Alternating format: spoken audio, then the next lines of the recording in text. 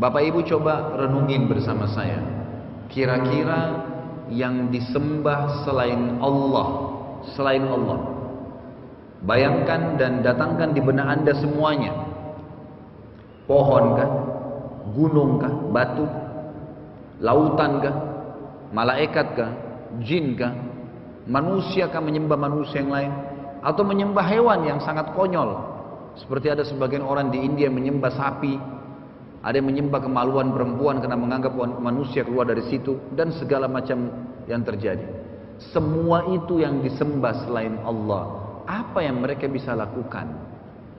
Apakah mereka bisa lepas dari sistem alami di alam semesta ini? Misal, adakah di antara mereka yang bisa menahan pergantian siang dan malam?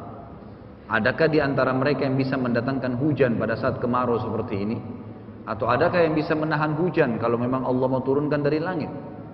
Adakah di antara mereka yang bisa melepaskan diri dari sistem dan fenomena kalau dia makhluk hidup seperti manusia misalnya? Adakah di antara mereka yang bisa menolak kalau dia lagi lapar?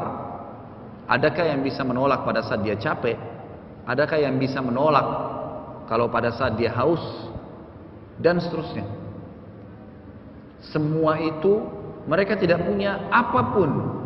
Mereka bahkan tidak miliki buat diri mereka sendiri apa yang bisa bermanfaat buat mereka secara 100%, apalagi memberikan kepada orang lain.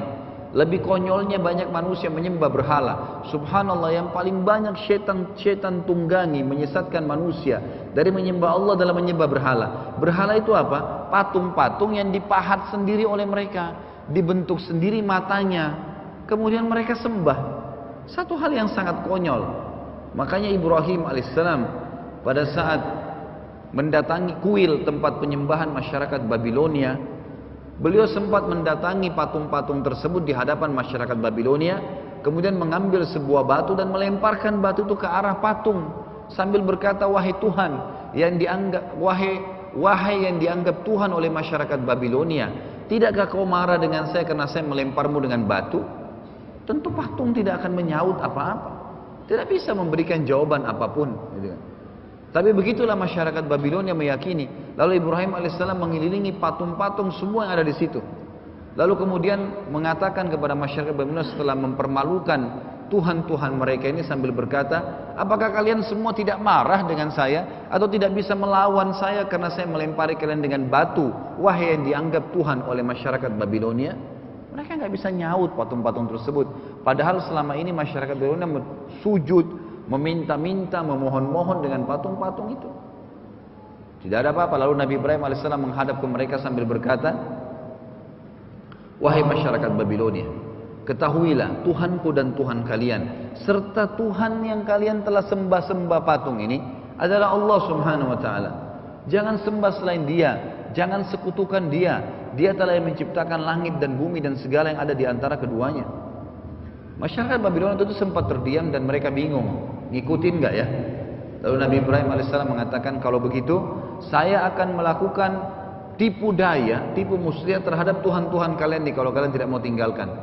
Mereka pun bubar pada malam itu. Ibrahim alaihissalam keluar dari kuil, mengambil kampak, lalu kemudian menghancurkan patung-patung tersebut dengan tangannya. Ada yang kepalanya dipenggal oleh Ibrahim alaihissalam, ada yang tangannya dipotong, ada yang kakinya dipotong, dihancur-hancurin. Lalu kemudian dikumpulkan. Kebetulan kuil itu berbentuk seperti huruf U.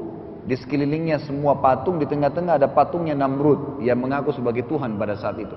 Ditaruhlah oleh Ibrahim alaihissalam patung-patung yang sudah dihancurin kepala-kepalanya, ditumpukan patungnya Namrud yang besar, lalu kampaknya ditaruh di tangannya Namrud. Lalu kemudian Ibrahim alaihissalam meninggalkan. Penjaga kuil sempat melihat, tapi penjaga kuil ini sudah tertanam ya dalam bentuk doktrin di benak dia bahwasanya Tuhan ini ya, tidak mungkin ada yang bisa merusaknya. Sudah doktrin, ada yang mendekat saja berbuat yang tidak benar maka akan dikutuk oleh Tuhan-Tuhan ini. Dia melihat Ibrahim AS, dia tidak berani mendekat. Ibrahim ini terlalu berani luar biasa menghancurkan Tuhan-Tuhan mereka.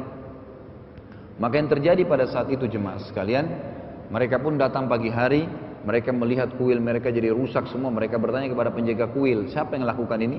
Kata penjaga kuil, anak yang tadi malam tuh yang bernama Ibrahim. Kata mereka, panggil Ibrahim, kami mau tahu apakah dia benar yang melakukan pada Tuhan-Tuhan kami, dan kenapa dia lakukan? Maka Ibrahim AS pun didatangkan, lalu Ibrahim ditanya, apa kau lakukan ini hai Ibrahim kepada Tuhan kami? Apa kata Ibrahim AS kepada mereka? Kenapa kalian tanya kepada saya? Yang pegang kampak itu siapa? Itu Tuhan kalian yang paling besar.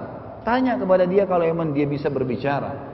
Maka Allah mengatakan mereka pun kembali kepada diri mereka sendiri, dan satu sama lain sambil berkata, kalianlah yang telah salah dengan keyakinan kalian.